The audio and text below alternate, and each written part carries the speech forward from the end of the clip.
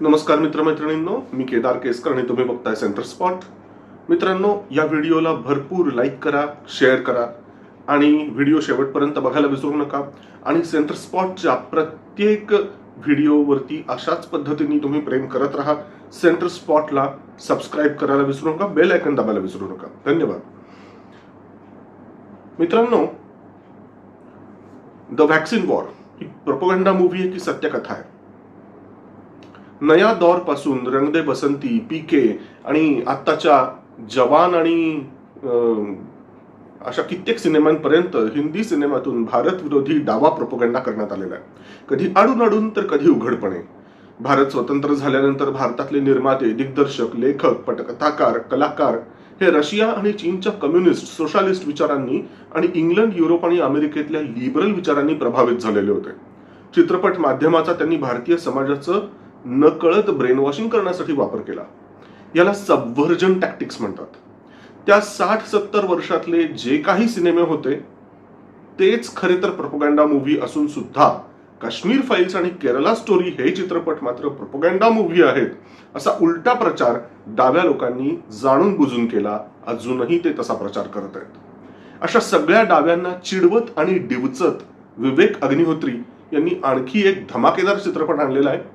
त्यांचा हा चित्रपट सुद्धा प्रोपगंडा मूव्ही आहे असं डावे लोक कंठशोष करत राहतील तसं त्यांना खुशाल म्हणू दे. पण डाव्यांचा नाटकी आणि खोटा प्रचार आता कुणीही सिरियसली घेत नाही. त्यामुळे डाव्यांनी बर्नोल शोधायच्या मोहिमेवर जावं हेच बरं. सो कॉल्ड कम्युनिस्ट, सोशालिस्ट आणि लिबरल यांच्या मर्मावर बोट ठेवणारा आणखीन एक जबरदस्त नवीन चित्रपट जो मी म्हणतोय तो म्हणजे विवेक अग्निहोत्री यांनी दिग्दर्शित केलेला द व्हॅक्सिन वॉर. या चित्रपटातून कोविड काळाच्या आपल्या सगळ्या स्मृती पुन्हा एकदा जाग्या होणार आहेत. आज आपण सगळेजण विना मास्कचे हिंडू फिरू शकतोय ते केवळ आणि केवळ आपल्या भारतीय व्हॅक्सिनमुळेच, हे कृपया आपण विसरायला नकोय.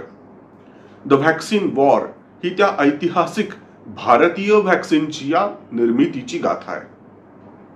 स्वतःच्या जीवाची, कुटुंबाची बिलकुल पर्वा न करता ज्यांनी अगदी झोकून देऊन संशोधन केलं अशा सर्व शास्त्रज्ञांची ही कथा आहे. ICMR आणि NIV मधील सर्व संशोधक आणि त्यातही लक्षणीय संख्येने असलेल्या महिला संशोधक यांचा यथोचित गौरव या चित्रपटाच्या माध्यमातून होत आहे. आपल्या भारत सरकारने भारतीय संशोधकांच्यावर, भारतीय संस्थांवर दाखवलेला अटल विश्वास आणि संशोधकांनी बजावलेली कर्तव्याची पराकाष्ठा ही आत्मनिर्भर भारताची कथा मोठ्या पडद्यावर पाहताना ऊर अभिमानाने असा भरून आल्याशिवाय राहत नाही. मात्र त्याच वेळी पंचमस्तंभी पत्रकारांच्या रोगट, हलक्या मनोवृत्तीचं देखील या चित्रपटात वेळोवेळी दर्शन होत राहतं. खरं तर हा चित्रपट जितका आपल्या संशोधकांच्या गौरवपूर्ण परिश्रमाचा आहे तितकाच तो आपल्याच देशातल्या देशबुडव्या कपटी पत्रकारांचा सुद्धा आहे.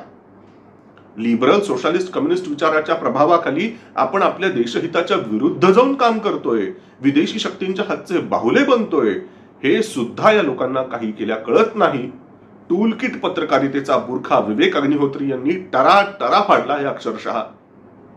आंतरराष्ट्रीय, राष्ट्रीय अशा आपत्तीत सुद्धा हे टूलकिट पत्रकार कशा प्रकारे आगीत तेल ओतण्याचं काम करतात, त्यांची कार्यपद्धती नेमकी कशी असते, रचना कशी असते त्यांची, हे अगदी व्यवस्थितपणे या चित्रपटात समजावून सांगण्यात आलेलं आहे. अगदी ज्याला आपण म्हणतो ना इस्कटून सांगणं, तसं काम केलेलं आहे. इस्कटून सांगितलंय सगळं.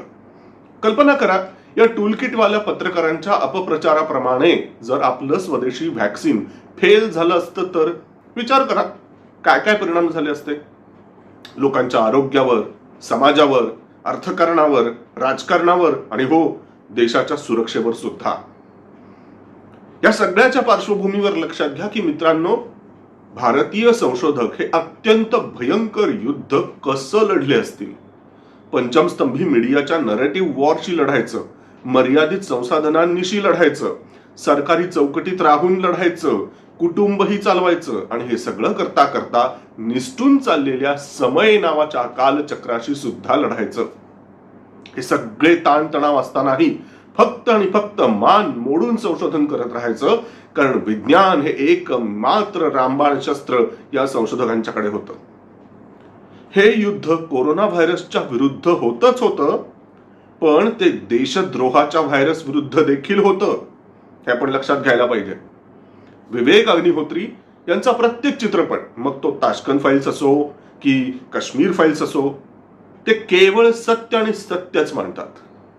मग ते सत्य कितीही गैरसोयीचं का असेना, कितीही कडू का असेना, पण ते सत्य मांडतात. आणि नुसतं मांडत नाहीत, बेधडकपणे छाती ठोकपणे मांडतात, डंके की चॉट पर सांगतात. विशेष म्हणजे त्यांचं प्रतिपादन हे हवेतले बुडबुडे नसतात, त्यामागे भरपूर रिसर्च असतो. तथ्यहीन बेछूट आरोप ते कधीच करत नाहीत. म्हणूनच व्हॅक्सिन वॉरच्या माध्यमातून विवेक अग्निहोत्री जेव्हा या महामारीच्या मागे असलेल्या चीनवर ठपका ठेवतात, तेव्हा तो गंभीरपणे घ्यावा लागतो. तर्कशुद्धपणे आणि वस्तुनिष्ठपणे एक एक मुद्दा उलगडला जातो. विवेक अग्निहोत्रींनी त्यांचं विवेक हे नाव अगदी जपलंय. हा व्हायरस चीनच्या वुहान मार्केटमधून आणि लॅबमधून लीक झालेला नाही, त्यामागे काही एक ठोस पद्धतशीर योजना होती चीनची, हे वास्तव आपल्यावर एखाद्या बॉम्ब सारखं आढळतं. ही कथा जरी रोचक रंजक वाटत असली तरी विषय बऱ्यापैकी वृक्ष, टेक्निकल शब्द, यामुळे याच्यावर फार तर डॉक्युमेंटरी होऊ शकते असं आपल्याला वाटणं स्वाभाविक आहे. मात्र विवेक अग्निहोत्री यांच्यासारखा रत्नपारखी असला ना की मग वृक्ष विषयातलं नाट्य सुद्धा तो खुलवून दाखवू शकतो खुमासदार पद्धतीने. त्यांच्या या खुलवून दाखवण्याच्या प्रतिभेमुळेच प्रेक्षक खुर्चीत खिळून राहतोय आणि विचार प्रवृत्तही होतोय, हे आपल्याला लक्षात येईल. चित्रपट पाहिला की मग लक्षात येईल. ICMRचे भूतपूर्व डायरेक्टर जनरल, पद्मश्री पुरस्कार प्राप्त डॉक्टर बलराम भार्गव यांनी लिहिलेल्या गोईंग व्हायरल या पुस्तकाच्या आधारावर हा चित्रपट बेतलेला आहे. स्वतः डॉक्टर भार्गव यांचीच भूमिका नाना पाटेकर यांनी वठवलेली आहे. प्रचंड अभ्यास करून लिहिलेली कथा, आखीव रेखीव पटकथा आणि चपखल संवाद लेखन हा या चित्रपटाचा गाभा आहे. उत्तम स्टारकास्ट ही तर या चित्रपटासाठी निवडलेली आहेच. नाना आणि पल्लवी जोशी यांनी आपल्या कसदार आणि नैसर्गिक अभिनयाच्या जोरावर हा चित्रपट अक्षरशः खाऊन टाकलाय, चांगल्या अर्थी पण खाऊन टाकलाय. रायमा सेननी उभ्या केलेल्या रोहिणी सिंग धुलिया म्हणजेच ती टूल किट पत्रकार, तिला बघून प्रेक्षकांना संताप होतो, संताप. म्हणजे इतका प्रभावी अभिनय रायमानं केलेला आहे, त्यासाठी तिचं खरंच खूप खूप कौतुक. गिरिजा ओक, मोहन कपूर, अनुपम खेर, निवेदिता भट्टाचार्य, सप्तमी गौडा यांनी सुद्धा त्यांच्या वाट्याला आलेल्या भूमिका सुरेख वठवलेल्या आहेत. गिरिजा ओकच्या मुलाची भूमिका ज्या बालकलाकारानं केली आहे त्याचं नाव मला माहित नाही, पण त्याची भूमिका खरोखरच चटका लावणारी आहे आणि त्यांनी काम सुद्धा खूप छान केलं त्या मुलांनी.